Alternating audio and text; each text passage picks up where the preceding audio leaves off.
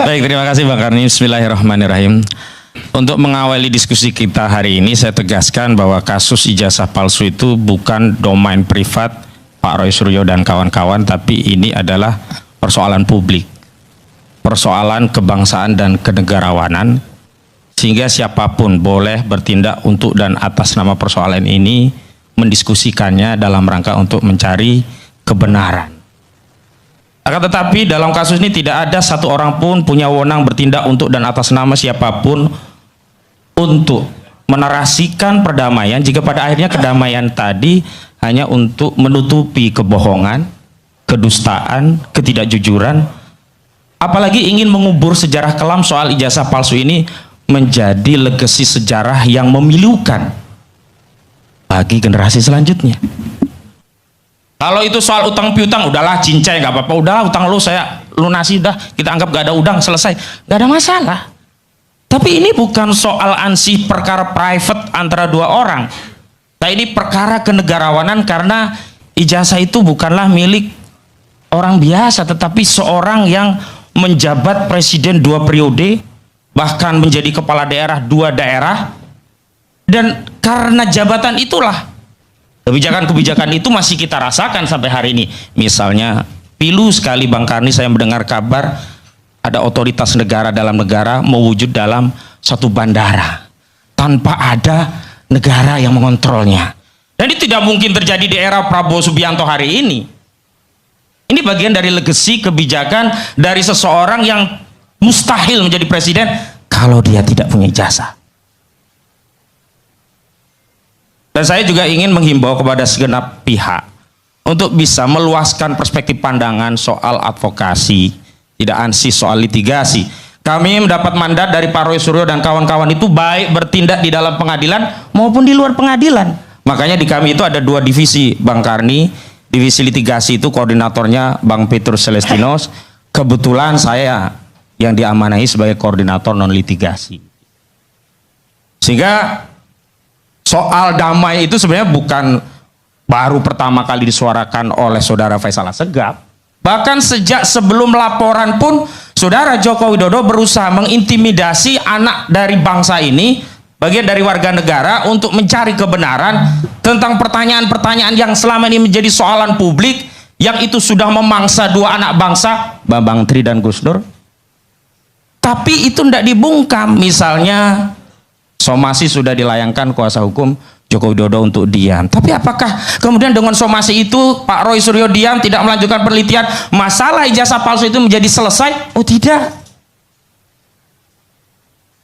Dan ternyata ancaman itu dilanjutkan dan seolah-olah kebenaran itu akan bungkam manakala meminjam otoritas kepolisian menjadi laporan polisi, jadilah penyelidikan, naik menjadi penyidikan, dan di ujung ada orang-orang yang punya deposit akal sangat kecil menganggap ketika status tersangka itu bisa menekan orang sehingga bisa mendamaikan al-haq dengan al-batil. Gak bisa. Karena hari ini soalan yang hari ini kita diskusikan itu ingin dijawab dan diketahui oleh masyarakat tentang kebenarannya seperti apa. Bukan cincainya, bukan damainya, bukan 86-nya, bukan. Lalu apa kewenangan kita mendamaikan persoalan yang sebenarnya bukan tupoksi kita? Lalu kita, istilah orang Jawa itu, wong legan golek momongan. Nggak tahu sangkut pautnya, nggak ada kepentingannya, tiba-tiba menjadi pihak yang seolah-olah akan melerai. Dan mohon maaf Bang Karni, hari ini persoalan ijazah palsu itu belum selesai. Ya teman-teman, investigasi 7 lembaga negara, buku Bonatua klaim ijazah Jokowi tidak ada. Nah, tentu kalau kita memperhatikan kasus ijazah Pak Jokowi ini teman-teman, bukan lagi asli atau tidak asli yang dipersoalkan, tetapi ini pasti akan sudah masuk ke ranah-ranah politik dan punya kepentingan-kepentingan tertentu ya, sampai ya dalam penyelesaian diulur-ulur waktu, dalam penyelesaian ya tidak ada ujungnya. Dan tentu kita sebagai masyarakat bertanya-tanya apa maksud dan tujuan kasus ini.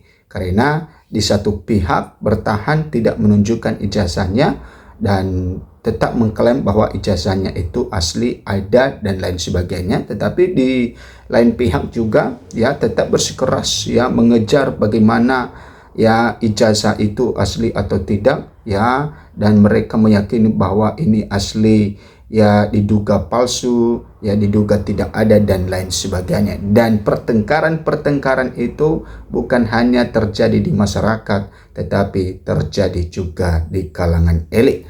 Nah, tentu ya bagaimana dengan penegakan hukum di dalam hal ini? Memang ya Polda Metro Jaya sudah menangani kasus ini teman-teman sampai ada yang jadi tersangka, tapi sampai sekarang juga walaupun sudah ada yang jadi tersangka tapi belum ada penahanan bagi mereka. Artinya bahwa ini masih belum ada kekuatan untuk benar-benar ya Roy Suryo CS ini benar-benar salah atau tidak. Kalau memang udah ada kekuatan benar-benar salah, maka ya pihak kepolisian pasti akan berani untuk melakukan penahanan di dalam hal ini.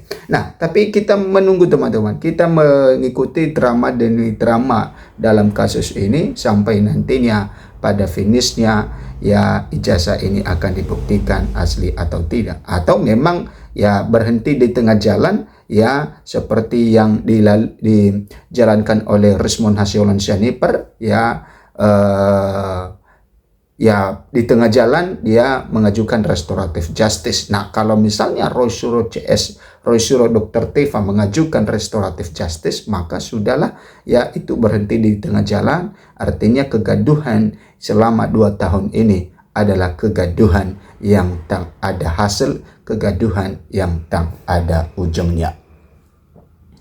Nah, kita lihat teman-teman hal yang baru ini, investigasi 7 lembaga negara, buku Bonatua klaim ijazah Jokowi tidak ada. Nah, kita lihat ya bagaimana buku dari Bonatua Silalahi ini ya mengklaim bahwa ijazah Jokowi tidak ada katanya. Babak baru polemik ijazah Jokowi.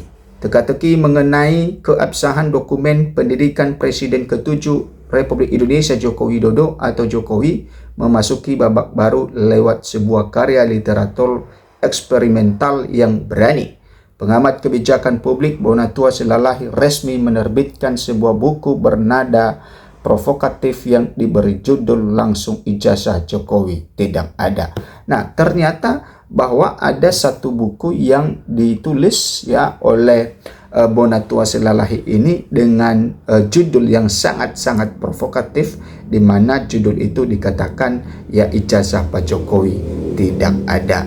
Nah, tentu kita tahu betul bagaimana perjuangan Bonatua Silalahi dulunya ya mengajukan ya ijazah Pak Jokowi ini, baik itu di KPU sampai dia melewati sidang teman-teman, dan dia punya alasan dalam hal itu yaitu berguna untuk ya penelitiannya. Dan dengan melakukan satu investigasi di berbagai lembaga, maka dia berani menerbitkan satu buku atau menulis satu buku, yaitu buku yang berjudul sangat provokatif, yaitu ijazah Jokowi tidak ada. Kemudian buku ini merangkum seluruh hasil investigasi mandiri dan napak tilas birokrasi yang dilakukan Bonatua selama bertahun-tahun demi melacak keberadaan fisik maupun dokumen legalisir dari mantan wali kota Solo tersebut. Oke, terinspirasi gugatan Bambang Tri hingga riset modus pasar pramuka. Nah, ini ada 2 hal yang membuat Bonatua Silalahi ini meneliti ijazah Pak Jokowi. Ya, dia terinspirasi gugatan Bambang Tri, kemudian hingga riset modus pasar pramuka. Kita tahu betul dalam kasus ijazah Pak Jokowi ya beberapa bulan yang lalu ya mengenai pasar pramuka, heboh mengenai pasar pramuka. Nah, kemudian teman-teman, Bonatua Silalahi membeberkan pemantiknya untuk melakukan penelitian ekstrim ini berawal ketika Bambang Tri Mulyono melayangkan gugatan hukum terkait ijazah Jokowi pada tahun 2022 silam. Sejak saat itu, ia mulai bergerak mencari validasi dari tingkat paling bawah. Nah, ternyata bahwa sejak gugatan dari Bambang Tri ini di tahun 2022 teman-teman, maka ya Bonatua ini mulai bergerak ya mencari validasi dari tingkat paling bawah. Nah, tingkat paling bawah itu apa yang dimaksud oleh Bonatua teman-teman? Makanya akhirnya saya putuskan akan meneliti ijazah Jokowi dan saya lakukan mulai dari tepi-tepi. Ujar Bonatua dikutip dari tayangan di kanal YouTube official Inews Jumat 15 Mei 2026. Nah, ternyata bahwa ya dia menyampaikan ini adalah di kanal YouTube ya resmi Inews. Menariknya, langkah awal riset Bonatua justru dimulai dengan mendatangi pasar pramuka di kawasan Salemba, Senen, Jakarta Pusat, lokasi yang selama ini dikenal dalam lanskap urban sebagai sarang pembuatan dokumen ilegal. Nah, ternyata Bonatua Silalahi itu pernah ya melakukan penelitian dan mendatangi pasar pramuka. Ya, usai melihat tayangan talk show televisi mengenai modus operandi, di sana yang menarik sebuah hipotesis mengejutkan. Kalau pasar pramuka ijazahnya palsu semuanya, saya pikir-pikir saya pelajari beberapa modus-modus mereka. Ada yang menarik, yaitu ternyata tak perlu ijazah asli pun bisa dipakai untuk melamar ya kepala daerah, calon legislatif, bisa bahkan mungkin presiden, tuturnya secara belak-belakan. Nah, dari titik itulah Bonatua menyusun garis besar risetnya untuk menguji akuntabilitas sistem verifikasi di lembaga penyelenggara pemilu. Nah, berarti disitulah mulai langkah Bonatua ini ya, sehingga dia terus melakukan verifikasi ke setiap lembaga-lembaga seperti KPU ya dan lain sebagainya seperti ANRI. Nah, napak tilas 7 lembaga nihil berita acara klarifikasi. Demi membuktikan hipotesisnya, Bonatua mengklaim telah terjun langsung menggedor pintu 7 lembaga dan badan publik otoritatif di Indonesia dalam rentang waktu 2 dekade 2005 sampai 2025. Ketujuh lembaga tersebut meliputi, nah ini adalah lembaga-lembaga yang didatangkan oleh Bonatua Silalahi sampai dia mengeluarkan satu ya buku ya tentang judul yang disebut dari atas tadi. KPUD yaitu 7 lembaga, yaitu KPUD Kota Solo ya, Kota Surakarta atau Solo. Kemudian Lembaga Kearsipan Kota Surakarta. Kemudian KPUD DKI Jakarta ya, ini di Jakarta ketika ya Pak Jokowi ya mendaftarkan calon sebagai gubernur Jakarta.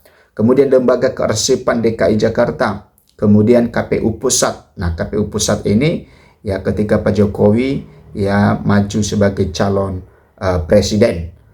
Kemudian Arsip Nasional Republik Indonesia atau ANRI. Kemudian Sekretariat Negara atau Setnek. Nah, ternyata 7 lembaga ini yang sudah ya dilakukan oleh Bonatua Silalahi. Nah, bisa meyakinkan secara hukum tidak ada satupun dari 7 lembaga itu yang pernah menerbitkan berita acara resmi untuk mengklarifikasi atau mencocokkan antara fotokopi legalisir yang mereka pegang dengan wujud ijazah asli Jokowi. Uniknya lagi, justru sumber yang dikasih ke saya yaitu fotokopi ijazah legalisir berstempel basah dinyatakan tidak ditemukan oleh KPU Kota Solo tahun 2005 dan KPU Kota Solo tahun 2010, ungkap Bonatua membeberkan temuannya. Temuan janggal ini menurutnya juga diperkuat oleh fakta persidangan di Komisi Informasi Pusat KIP, bahkan di KPU Pusat juga pada amar putusan KI Pusat menyebutkan bahwa pada saat komisioner KIP Pusat pemeriksaan setempat mereka tidak menemukan yang namanya fotokopi terlegalisir berstempel basah imbunnya lagi. Nah, ganjalan stempel tanpa tanggal berdasarkan kekosongan dokumen otentik di lapis birokrasi tersebut, Bonatua memantapkan kesimpulannya di dalam buku yang ia susun bahwa secara administratif publik keberadaan ijazah tersebut tidak terverifikasi dengan benar.